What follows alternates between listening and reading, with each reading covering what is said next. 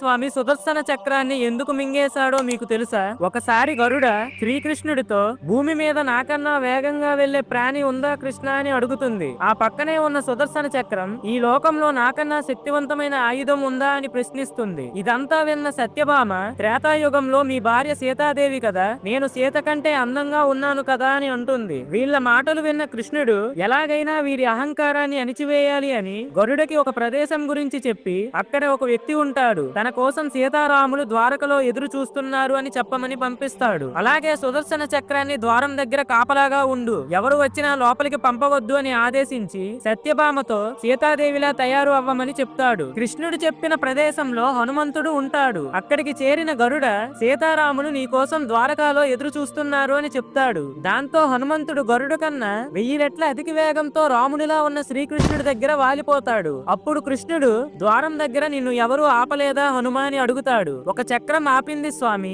దాంతో యుద్ధం చేస్తే మిమ్మల్ని కలవడం ఆలస్యం అయిపోతుంది అని దాన్ని మింగేశాను అని అంటాడు. ఇంతలో అక్కడికి వచ్చిన సత్యభామను హనుమంతుడు చూసి ఈ చెలికత్తె ఎవరు స్వామి, సీతమ్మ ఎక్కడా అని అడుగుతాడు. ఇలా శ్రీకృష్ణుడు హనుమ ద్వారా ఒకేసారి 3 కళ్ళు తెరిపిస్తాడు. ఫ్రెండ్స్, జై శ్రీకృష్ణ అని కామెంట్ చేయండి.